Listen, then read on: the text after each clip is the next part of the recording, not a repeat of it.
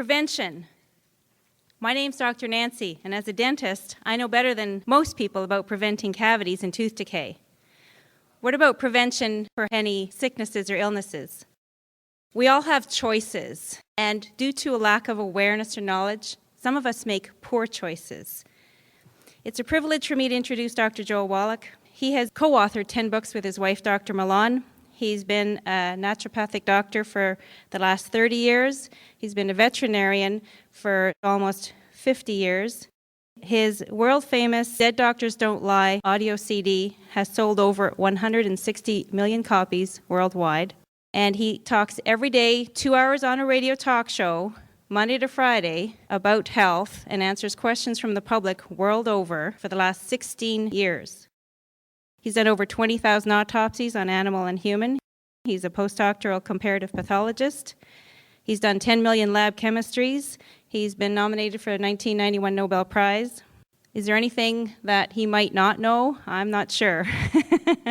So please join me in welcoming Dr. Joel Wallach.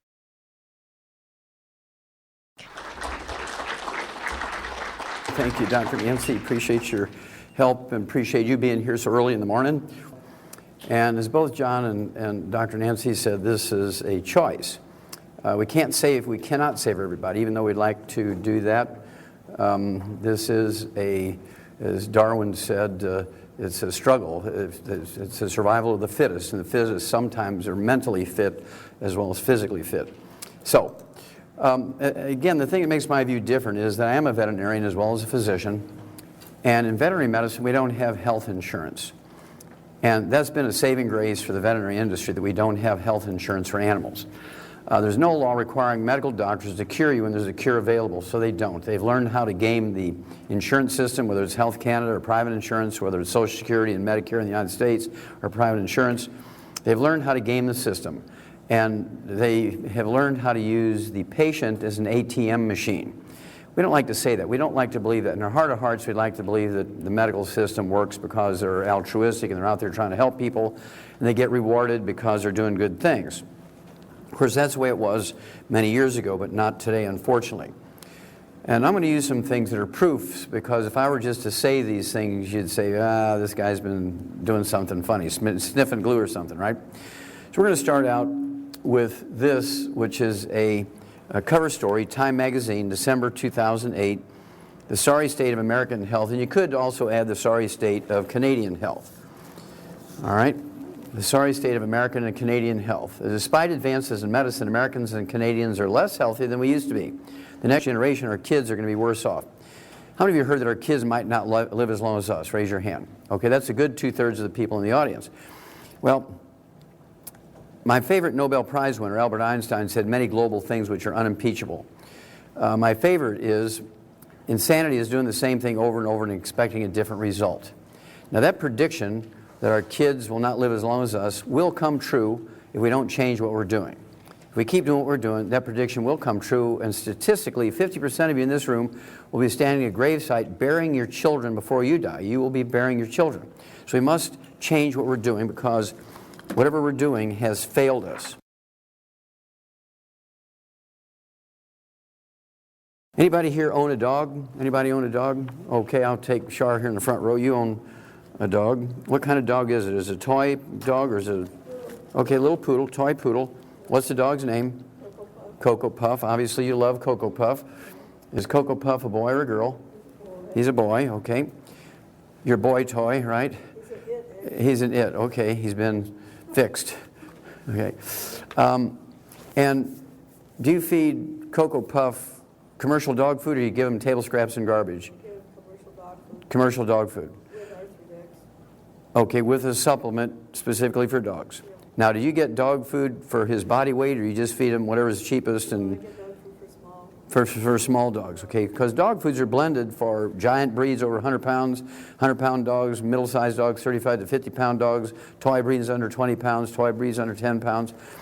And that's because you have to be dose-specific for nutrition to work. If you feed a toy dog dog food for a 50-pound dog, their teeth fall out, they get back problems, heart problems, they die early. Now, following the right rules with dog food, we've tripled the lifespan of dogs in the last 60 years. 60 years ago, an old dog was 8. Today, an old dog is 25. We've eliminated 900 different diseases in dogs that still plague people. We've eliminated every birth defect you can name in dogs that still plague people, 10 times that many that you can't. And we didn't do that with genetically engineered proteins, stem cells, organ transplants, and wonder drugs. We did all these wondrous things simply by adding all the known essential nutrients in optimal amounts per body weight in dog food. Now, as a kid, it always seemed odd to me that we would do that for animals and nobody was doing it for people. So since 1978, I've been doing this for people as a licensed naturopathic physician. Now, there's two questions we need to ask Shar here. Now, what would happen if you would feed Cocoa Puffs only garbage? You'd say, okay, I don't want to cut back on my electricity use, so I'm going to go around to all my neighbors and pick up their leftovers and table scraps and garbage and feed it to Cocoa Puff. Would you do that? No. Well, what would happen to Cocoa Puff if you were to do that? Get sick and die. He would sick and die early, right? Wouldn't live to be 25. And so here comes the ultimate question, ladies and gentlemen. How come that we eat, you feed your kids and your grandkids food that will kill a dog? Most people don't realize that they're eating food that you wouldn't feed your dog. Sure got quiet in here because most people don't think of it in that fashion. So we created what we call 90 for life. It's the 90 essential nutrients appropriate for body weight for human beings. 16 minerals, 16 vitamins, 12 essential amino acids, 3 essential fatty acids. And this is designed to be fed to us as a supplement to our food by body weight, just like we do for dogs. They're called 90 essential nutrients because we cannot make them. We must consume them every day, either as food or as supplements. Number two, if they're missing for any length of time, seconds, minutes, hours, days, weeks, months, years, if they're missing for lengths of time, you get horrible diseases, many of which are fatal. Certainly many are debilitating. So, can't make them, and we get disease if you don't have them. Now, we need 60 minerals again, 16 vitamins, 12 essential amino acids, 3 essential fatty acids, and our food plants, our grains, vegetables, fruits, and nuts, are able to take carbon dioxide out of the air, use the sun's energy in a process known as photosynthesis to cleave off the O2, pump that back out in the atmosphere, take the carbon, make long chains, and manufacture or create vitamins, amino acids, and fatty acids for their own use, and we're able to eat the plants and get those things. Now, plants only need 3 minerals. Plants only need 3 minerals. Plants need phosphorus, potassium, and magnesium. Magnesium makes chlorophyll, makes the leaves of the plant green. Okay? Able to use the sun's energy. The the potassium and the phosphorus are necessary for the growth processes, cofactor for growth hormones and growth physiology and metabolism of a plant. And so those are the 3 minerals plants need. We as vertebrates, all vertebrates, whether you're a hummingbird or a snake or a human being or a gorilla or an elephant or a giraffe, rat, doesn't matter, we all need the 60 minerals. And so if you eat a pretty good slice of organically grown multigrain bread, baked with love by the pastor's wife in the church on Sunday, you're 57 minerals short. That's why there's no flourishing colonies of third-generation vegans. Find me a third-generation flourishing colony of vegans where there's hundreds of giggling kids running around. There are none. Not because veganism can't work, it's because nutritional minerals do not occur in a uniform blanket around the crust of the earth. They occur in veins like chocolate and chocolate ripple ice cream. And so some people luck out, and by dumb luck, they set up farms where there's minerals in the soil. Everybody else who gets cheap land or whatever, suddenly they don't get much. All right, and they're in trouble.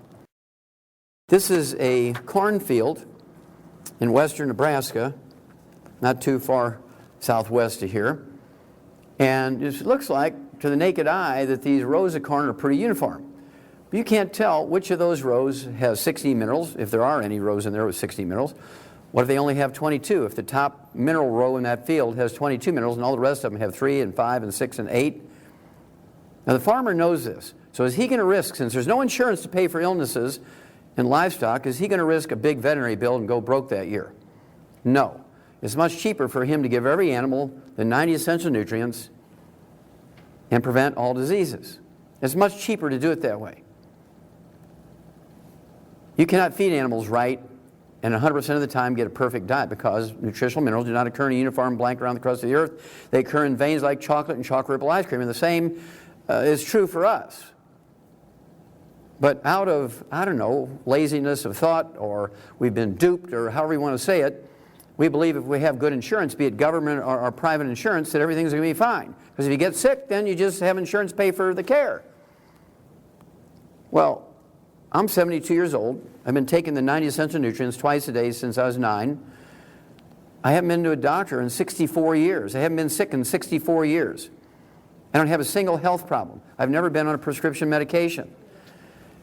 If everybody was like this, guess what? There would be no medical profession, because there would be nobody paying medical bills. Do you understand what I'm saying? We have to be responsible for this, because the doctors are enjoying insurance too much. They use an ATM machine. We don't like to believe that. We'd like to believe in our heart of hearts that doctors are nice people. They go to our churches, they're our neighbors, in some cases they're our kids, they're our relatives. But they all learn how to game the system. This is a Canadian wheat field in Western Canada. You can't tell which of those windrows has the most minerals in it. They all have at least 3, we know, otherwise there wouldn't be any wheat there. But which one has 60? Which one has 22? Which one has 18? You can't tell by looking at it. So the only way you can assure you're going to get all 60 essential minerals to prevent 900 different diseases, as we've done in the livestock, is to supplement. You cannot eat well. Organic foods do not give you more nutrition. All they do is guarantee less chemicals, a lowered chemical load. Reduce your risk of cancer from too many chemicals. That's a good thing. But it's not the only thing. There's nothing worse than lowering your chemical load by eating organic at a high price and then dying of a heart attack because you ate food that didn't have any selenium in it. Raise your hand if you've ever heard that Brazil nuts have lots of selenium in it. Well, that's a lie. Brazil nuts don't need selenium. Brazil nut trees don't need selenium. So how can you look at a Brazil nut and tell me how much selenium is in there? Are you prepared to risk cheating your kids and your grandkids out of 25 to 50 years of healthful life, risk having them die of a heart attack or liver cirrhosis, get cataracts and go blind, get cancer because they didn't have enough selenium because you're giving them Brazil nuts because some clerk in a health food store told you you're getting plenty of selenium in Brazil nuts? Bam, you're dead. That's a test for heart health. This is a satellite picture from 100 miles up of agricultural land in Southern California. This is the Salton Sea, which is about 1/10 the size of the Great Salt Lake in Utah. And this is land, agricultural land, again in Southern California. The Arizona border is just east of here, over here someplace. And this is wintertime. The fields have been burnt. They're naked here. They're getting prepared to put fertilizer and seed in there. And look at the different colors. Look at all the swirls and veins and things, just like chocolate and chocolate ice cream. And you look at this, all the different colors, they represent different minerals, different mixes of minerals. And so if you were to grow sweet potatoes in every one of those areas, or onions, or tomatoes, or beans and peas, or squash or corn, would every row contain the same amount of minerals and the same variety of minerals? The answer is no. Again, in agriculture, we know this, and since we don't have insurance to pay for the results of not being proactive here and supplementing with all 60 essential minerals and all 90 essential nutrients, we have to supplement. Otherwise, you're going to get sick and die early. We're supposed to be at the top end of the intelligence chain here, ladies and gentlemen. And anybody who tells you you can eat well and get everything you need, you should flee from them as fast as you can, because they've come from the ship of fools, okay? You do not want to risk your life, your health, and the life, better yet, or worse yet, I guess, the life and health of your kids and grandkids. Do not do that. It's worse than playing Russian roulette.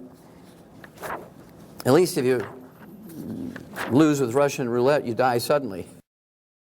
This is what makes longevity different. This is a plant compost from thousands of years ago. We know this because this cap here, 25 to 50 foot thick, is a cap of limestone. We know this because there's marine animal and marine plant fossils in there. So we know that this compost is at least millions of years old, and is composed out of plants from that era.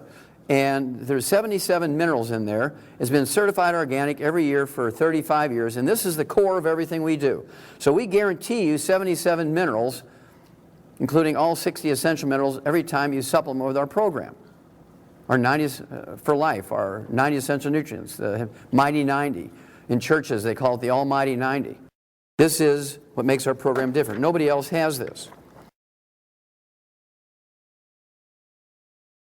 This looks like a pretty good meal for the average person.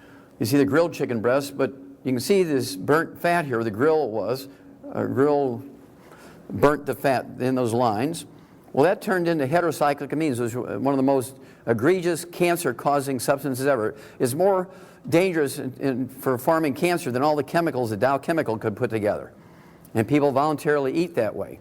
Okay? You shouldn't be doing that. We know that there's at least 4 minerals in here. There's sulfur in the essential amino acids in that chicken breast. Not a lot, but there's some sulfur in there. Methionine, cysteine. Then there's magnesium, because it takes magnesium to make broccoli green. All other plants, the green is only in the leaves. Broccoli is one of the places where you get some magnesium in the actual plant, the food itself. Then all other plants on here, the rice and the berries and the melon and the carrots and the cauliflower, require potassium and phosphorus. So you have potassium, phosphorus, magnesium, and sulfur. So we know there's 4 minerals on this dish. That's all we know. We know there's some amino acids in the chicken breast. We know there's some antioxidants in those berries and melon. How many antioxidants measured by ORAC points are in there? We don't know.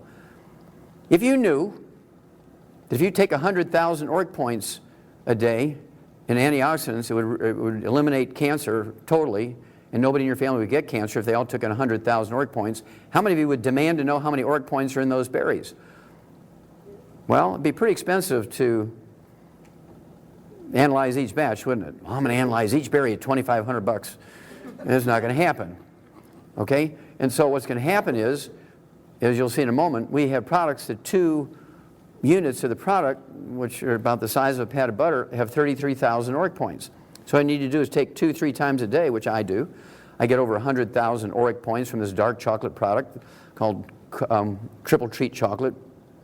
And it's a fun way to lower blood pressure, get your ORAC points, get over 100,000 ORAC points, and add 25 to 50 healthy years to your life. Why would you hope and pray by eating, well, I'm eating dark berries, there's lots of antioxidants. What does lots of mean? How close to 100,000 does that come? Is there 25 in there? Is there 50? Is there 200? Is there 1,000? That's still 99,000 short. The only way you're going to guarantee you're going to get all essential nutrients in optimal amounts is to supplement. You must supplement.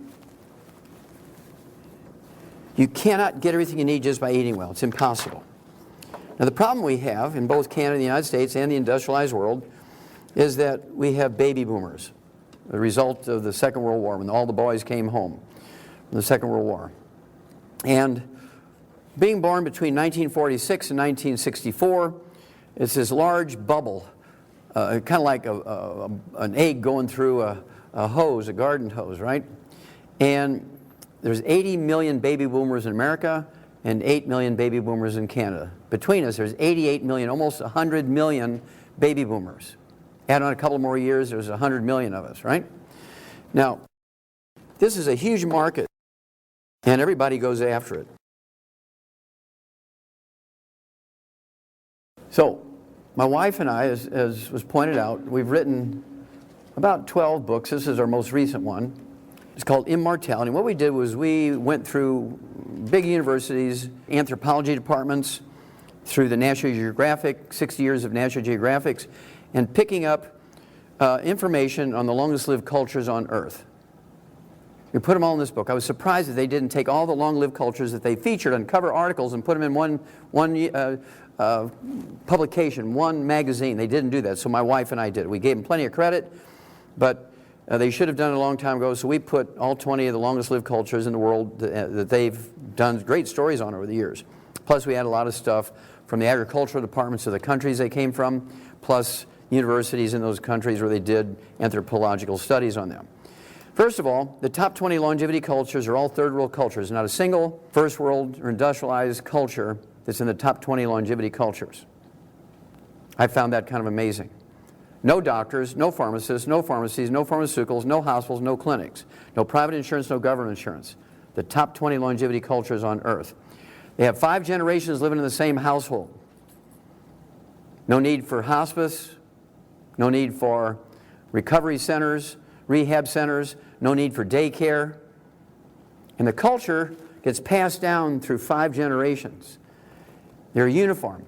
As a result, they have 40 times the 100-year-olds we have here in North America. Between Canada and the United States, we have 100-year-old per 10,000, according to Harvard and McMaster medical schools. We have 100-year-old per 10,000. These cultures, the top 20 longevity cultures, have 100-year-old per 250 of their population.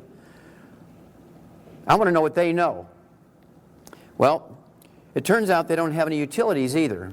No electricity, no propane, no natural gas. Their common fuel is wood. So we put a fire here on the cover of the book, Immortality, a fire icon to show that that was very important to longevity. Now, why would that be important? Anybody raise your hand if you went to your grandpa's house and he still had a wood stove? Anybody remember wood stoves? Am I the only one? Okay, there's just, I don't know, 10% of the people in the audience still remember wood stoves, okay? And what did Grandpa do with the wood ashes? Where did the wood ashes go every morning? Into the garden. Now, wood ashes are not ashes. All the carbon in the wood was burnt, and the powder that's left are the minerals that the tree sucked up out of the ground. Now, are all wood ashes, a.k.a. plant minerals, all over the world, are they the same? No. If there's only 3 minerals in the soil, the wood ashes only contain 3 minerals. If there's 48 minerals in the soil, the wood ashes contain 48 minerals. So what would you suspect about the mineral content of the soil in these top 20 longevity cultures? They have more than 60 minerals in their soil, according to the universities in their country, their agricultural departments. I didn't have to do it. It was already done. I just knew how to ask the question. Well, they still put the wood ashes, the plant minerals, into their gardens, and they eat simple things like peas and beans and squash and sweet potatoes and corn and so forth, but they're getting those minerals from the soil recycled through themselves. All right? Now, there are places like Somalia where the average lifespan is 29. There's places like Costa Rica where the average lifespan is 90. Now, if you take a newborn baby from Costa Rica in the Nicoyan Peninsula, where the actual culture is these long-lived people, the Nicoyans, and you take that child, that newborn child, down to Somalia and feed him as a Somalian, he's going to live to be 29. You take this newborn Somalian and take him to the Nicoyan Peninsula in Costa Rica and feed him as a Costa Rican, he will live to be 90. You see, everybody has a genetic potential, don't they? If you're just getting bread and water, are you going to achieve your genetic potential for health and height and speed and strength and longevity? No! You must have all the raw materials to achieve your genetic potential. And being an expert in yoga and being spiritually elevated doesn't give you minerals. Bam! You're dead!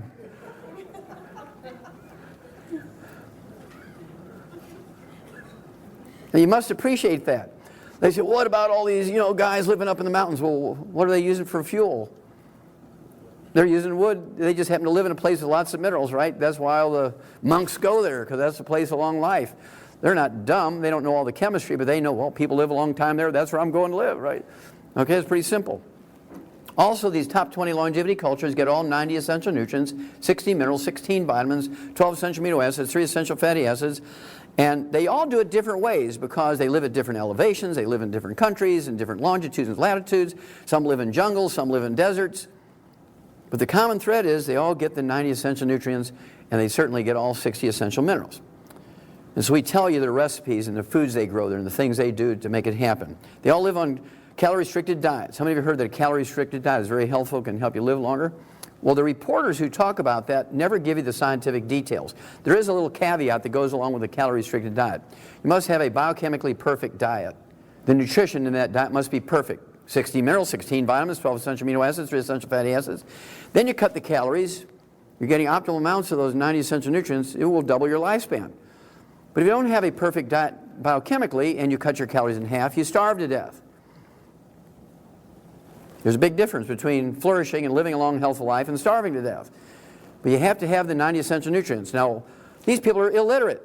They're all illiterate. The top 20 longevity cultures on Earth are illiterate. So how do they know about calorie-restricted diet? It's a dumb accident.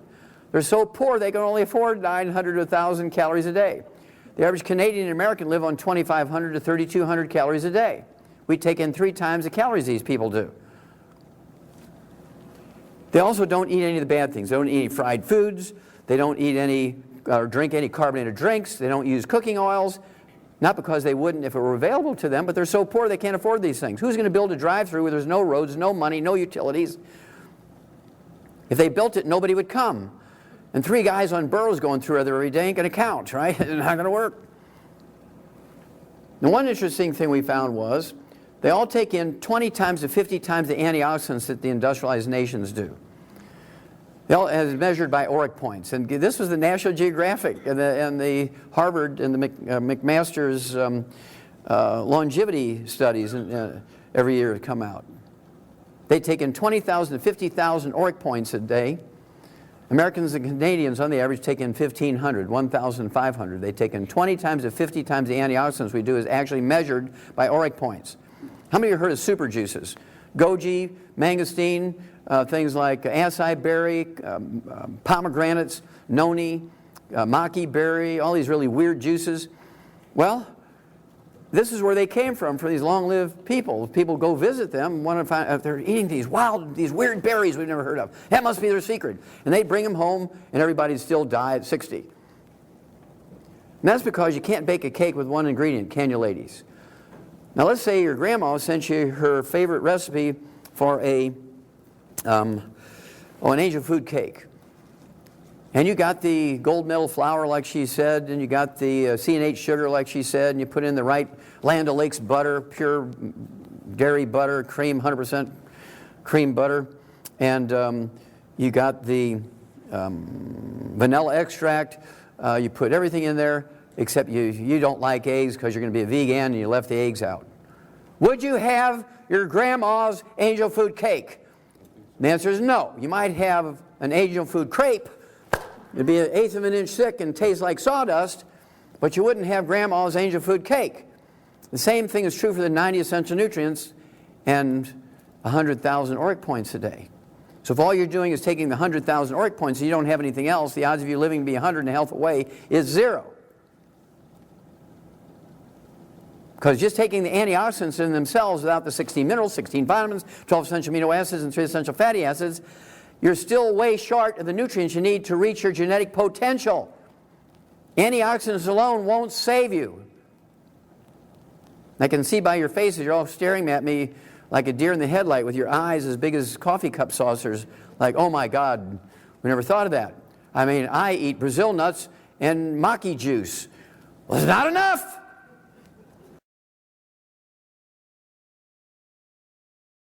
This looks like a pretty good meal for the average person. You see the grilled chicken breast, but you can see this burnt fat here where the grill was. Grill burnt the fat in those lines. Well, that turned into heterocyclic amines, which was one of the most egregious cancer-causing substances ever. It's more dangerous for forming cancer than all the chemicals the Dow Chemical could put together. And people voluntarily eat that way. Okay? You shouldn't be doing that. We know that there's at least 4 minerals in here. There's sulfur in the essential amino acids in that chicken breast. Not a lot, but there's some sulfur in there. Methionine, cysteine. Then there's magnesium, because it takes magnesium to make broccoli green. All other plants, the green is only in the leaves. Broccoli is one of the places where you get some magnesium in the actual plant, the food itself. Then all other plants on here, the rice and the berries and the melon and the carrots and the cauliflower, require potassium and phosphorus. So you have potassium, phosphorus, magnesium, and sulfur. So we know there's 4 minerals on this dish. That's all we know. We know there's some amino acids in the chicken breast. We know there's some antioxidants in those berries and melon. How many antioxidants measured by ORAC points are in there? We don't know.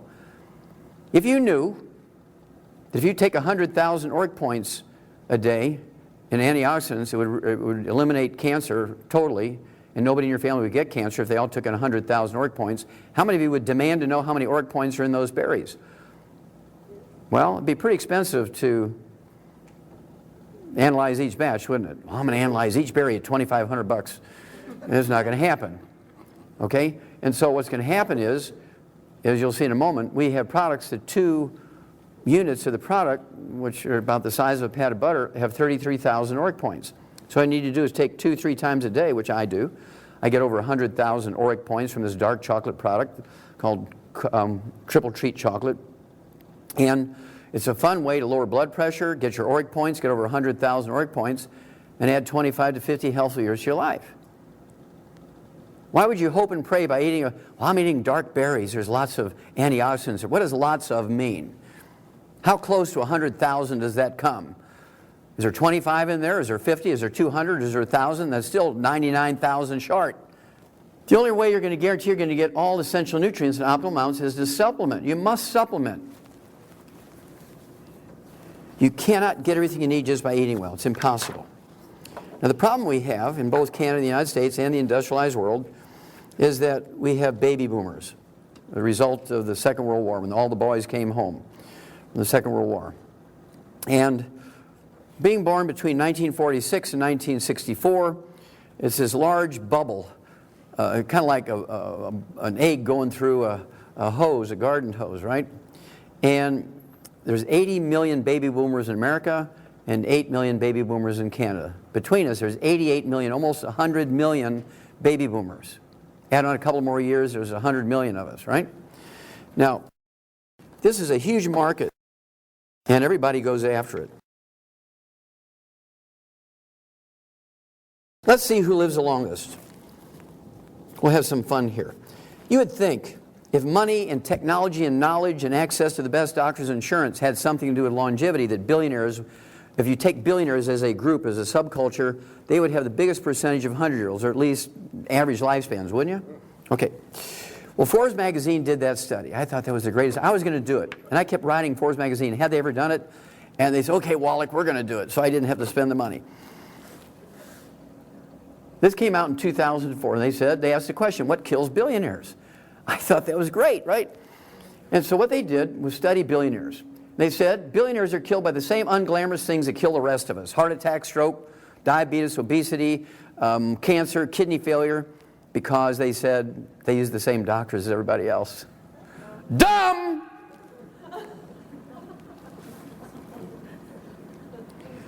Now, they said as of 2004, there's never been a billionaire who lived to be 100, and the average lifespan of billionaires is 78. The average lifespan of a falling down red wine drunk from Aurora, Ontario is 75.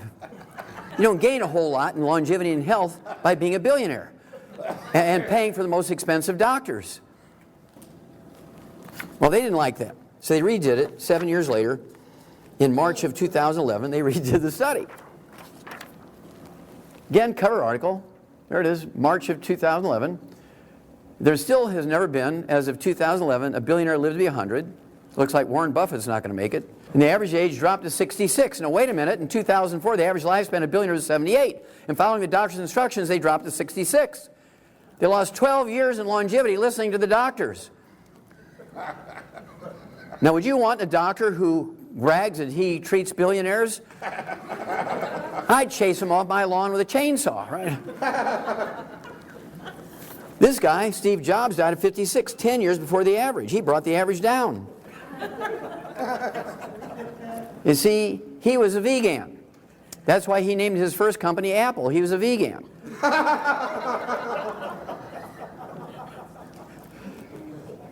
And he believed in technology as a soul. He thought technology was it.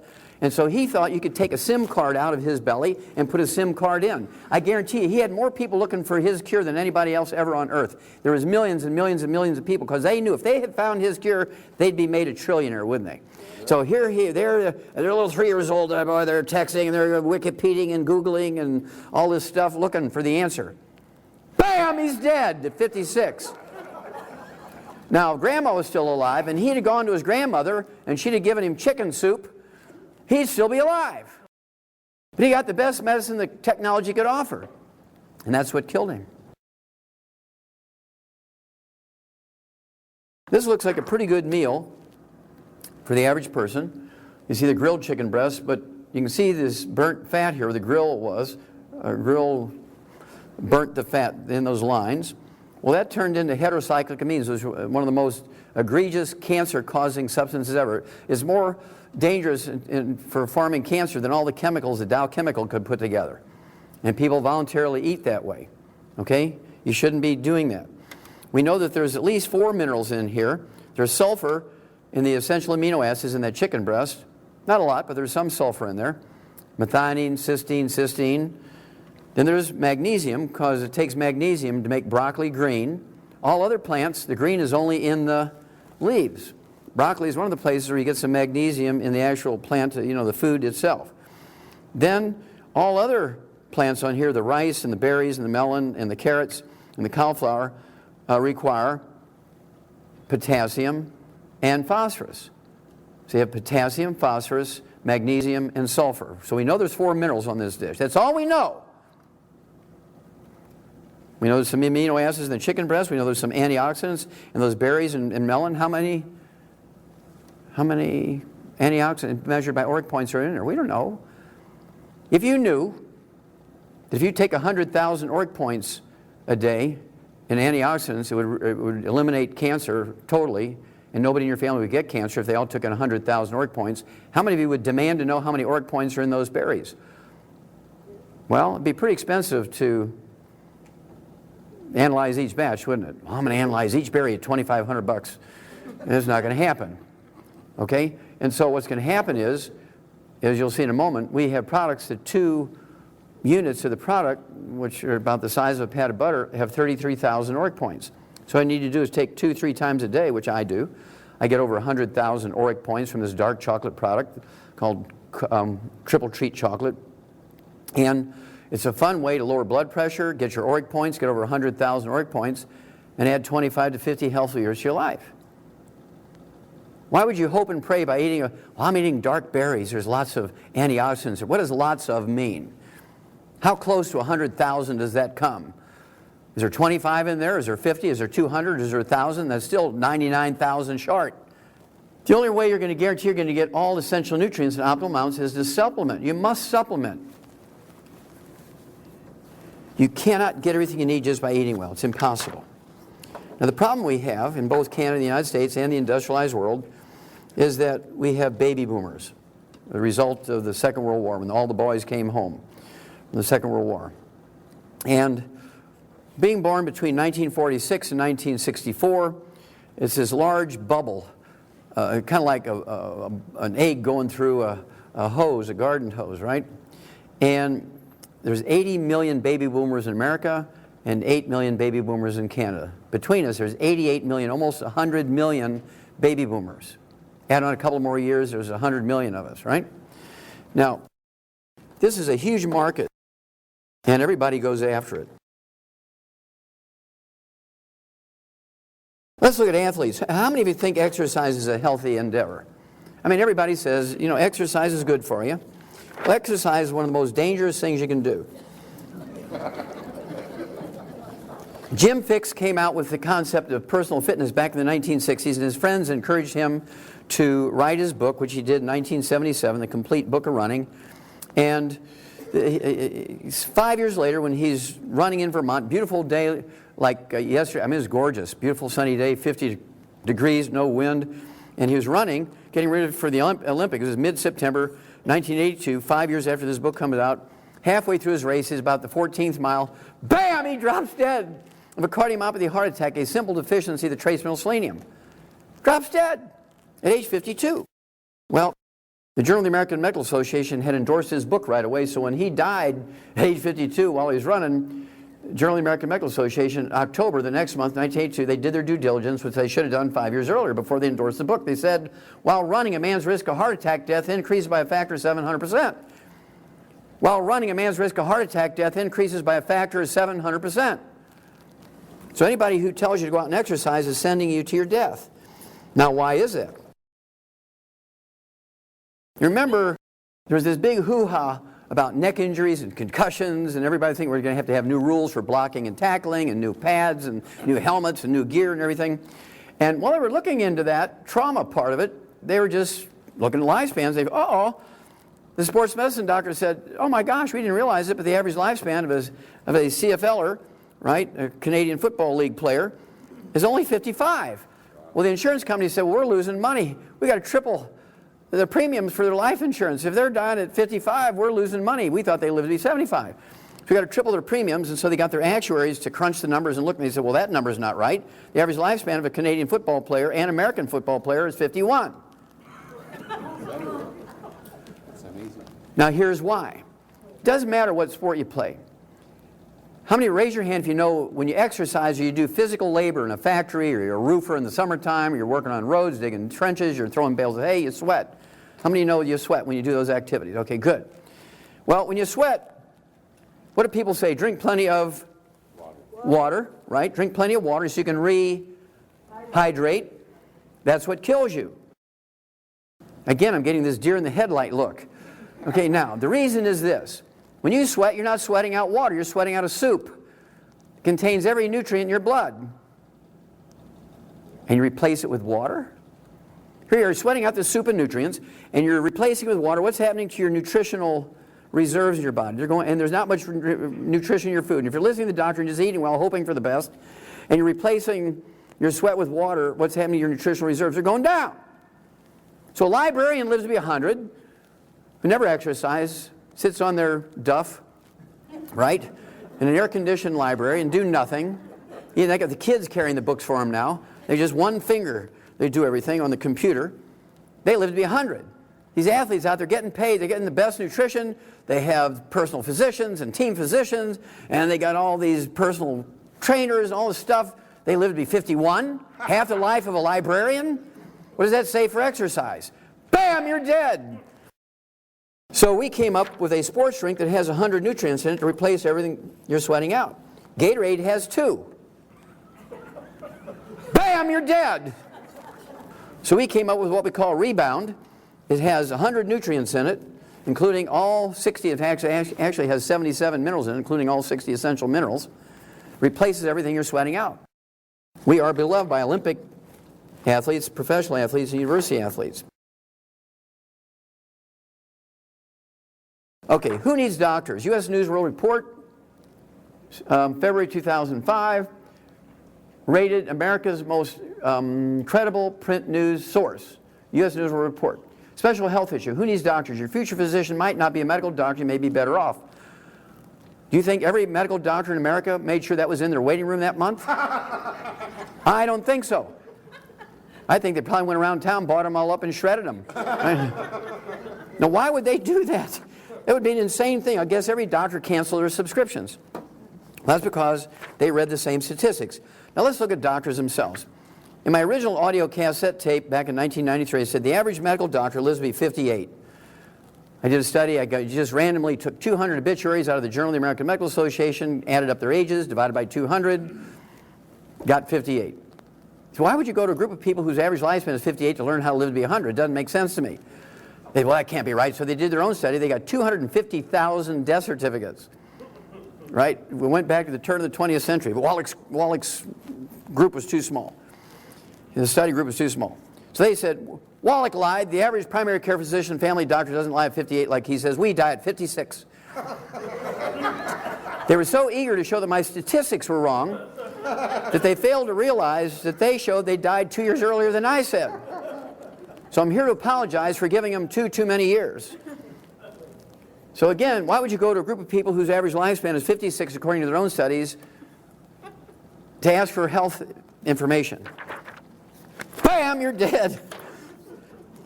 Now here's Socrates, a Brazilian international soccer star. He was a medical doctor, he was a primary care physician, and a soccer star. He dies at 57 of a heart attack.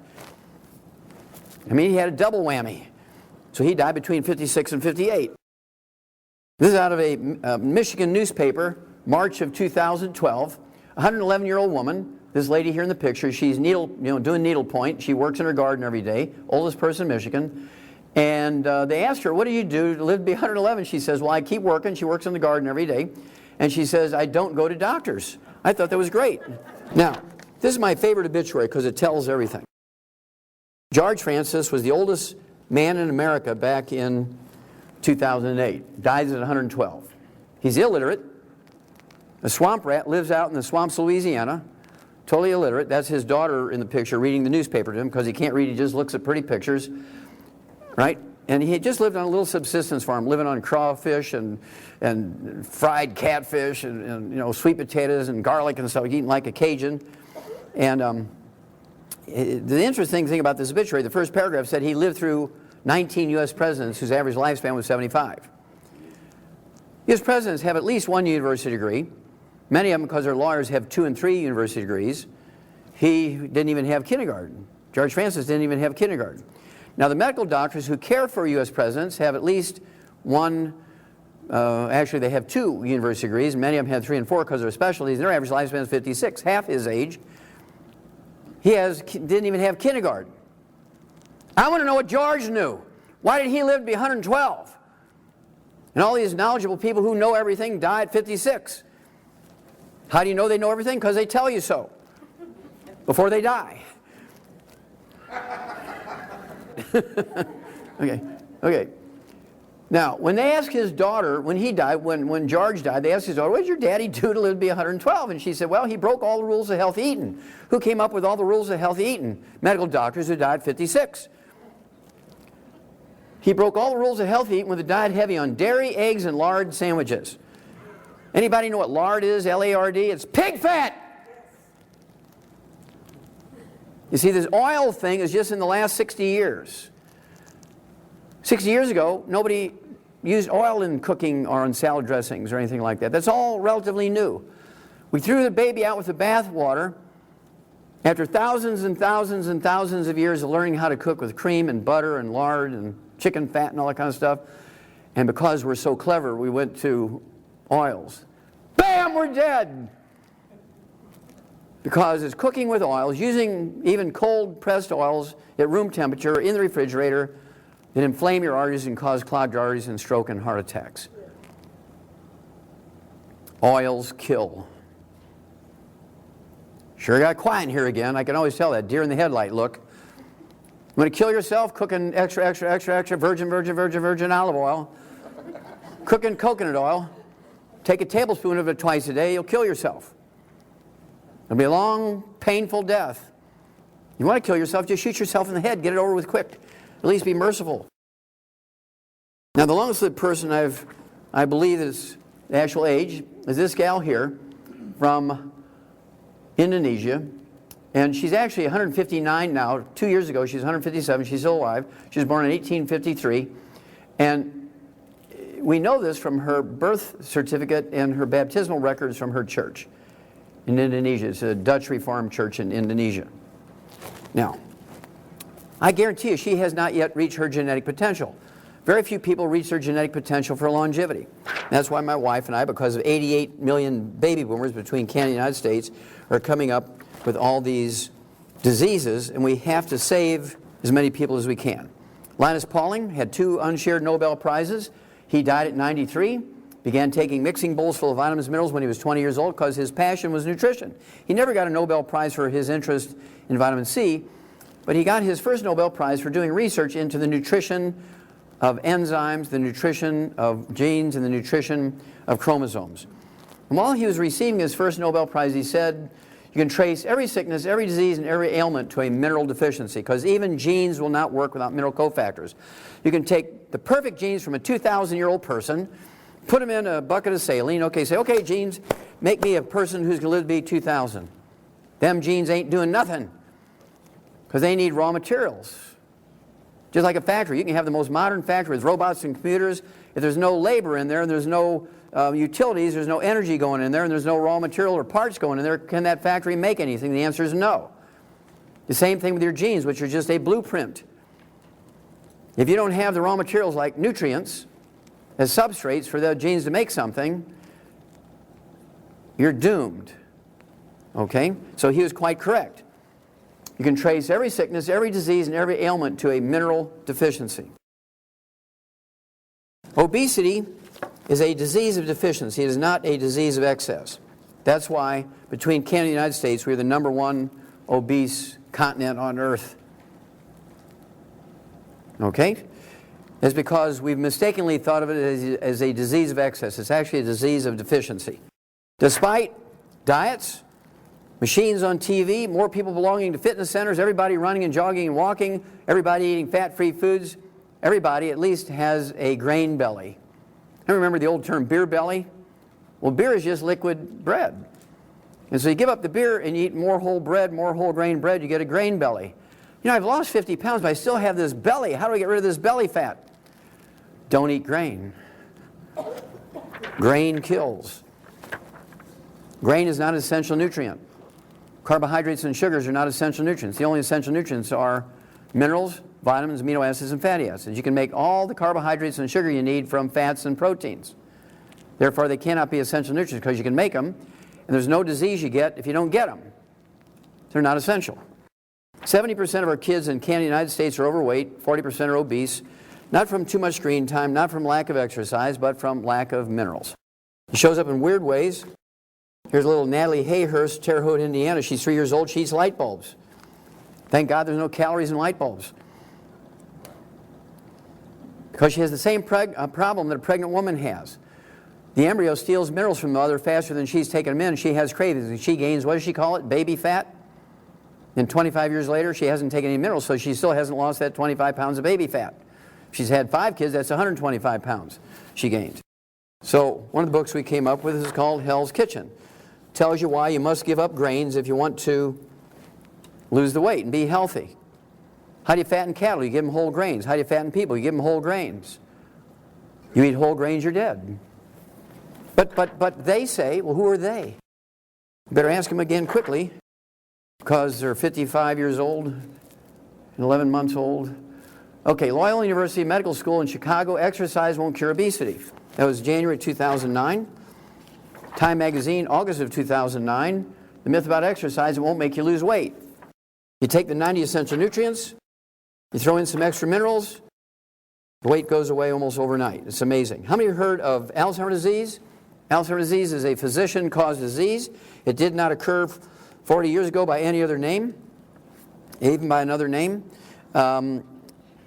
What is Alzheimer's disease? Alzheimer's disease is a going away of the myelin, the white matter of the brain. The naked nerve fibers tangle up and you get a short circuiting, and that's what is a short version of what causes Alzheimer's disease. Alzheimer's disease is caused by physicians because the white matter of the brain, the myelin in the brain, the insulation material of the brain makes up 75% of your brain weight, and it's 100% cholesterol. So you go on a cholesterol-restricted diet, you take cholesterol-lowering drugs, bam, you have Alzheimer's disease. It's a physician-caused disease. Statin drugs, over time, give you Alzheimer's disease. Why is an Alzheimer's tidal wave feared? Because there's 88 million baby boomers coming along between the United States and Canada. Alzheimer's is on a relentless upward trajectory. Numbers look particularly grim for baby boomers because they followed the doctor's advice, ate more whole grains, gave up fat, and took statin drugs to lower cholesterol. Bam, they have Alzheimer's disease. You're going to see more of this. A mother and son share the bonds of love and Alzheimer's disease in the same doctor who lowered their cholesterol. This guy was diagnosed with Alzheimer's disease by 5 neurological clinics, including the University Medical School there in Greensboro, North Carolina. He'd had it for like 8 years, getting worse and worse and worse. They told his family to put him in a hospice. They refused to do it. I told him what to do, including 10 eggs a day to rebuild the myelin in his brain because he was diagnosed with Alzheimer's disease. In 1 week's time, he was cured. Because he did not have Alzheimer's disease, he had what's called Korsakoff syndrome. Of course, he got the 90 essential nutrients. He got extra stuff, including what we call de-stress capsules. It has the secret sauce for getting rid of Korsakoff syndrome. 1 week's time. He went to the best neurological clinics in North Carolina. Went to the medical school. Had the head of the department of neurology give him a personal exam, and he said, yeah, he needs to go into a rehab center. He's done. Put him in a hospice. 1 week, he's cured on supplements and 10 eggs a day. Parkinson's disease the same way. I'm very famous in Moose Jaw, Canada, out west, because it took a very wealthy man who was terminal Parkinson's disease, and in 3 months' time, he was cured, wasn't he, Shar? With diet and supplement program and 15 eggs a day. He was a big fellow, kind of like John's size. He was terminal Parkinson's disease, and in 3 months' time, he's perfectly cured. He brought his insurance company with him because they thought I'd hypnotize him into thinking he was cured. That's how dumb they are. He's not really cured. He just thinks he's cured because all the doctors examined him, said he doesn't have Parkinson's disease anymore. Okay, arthritis. It's a simple disease to get rid of. Do not get surgery. Give me 90 days. I will regrow cartilage. I will regrow the disc in between your vertebrae. Doctors will say it's impossible, you need our surgery. And what I want you to tell your doctor when they say you need surgery, that there's no way you can rebuild cartilage, what you want to do is get right in their face where you can kind of spit on them a little bit when you talk. Liar, liar, pants on fire. I want you to think of me as Donald Trump and you were the apprentice and you're fired. Okay, the last one we have time for is diabetes. It's a simple nutritional deficiency disease. We've known this for 60 years. It is not genetic in any way, shape, or form. You take the supplement program appropriate for your body weight, and within 2 to 14 days you're off your medication, you go back to normal life. Char, have you ever seen that happen? More than once? Yeah. You ever seen people who are on the foot amputation list get off the foot amputation list? Yes. You ever see people who, I mean, they've sold their property, they're going to move in with their family because they know they've got months to live with terrible diabetes after 25 years. And how did he exit the stage? Jumped off a 4-foot stage, and he was supposed to have his feet amputated 3 months earlier. He's running around showing everybody, I got my feet, I got my feet. Of course, the doctors died. Why is it an epidemic? That's because all the baby boomers are following the advice of the doctors. God bless you. We love you, Canadians.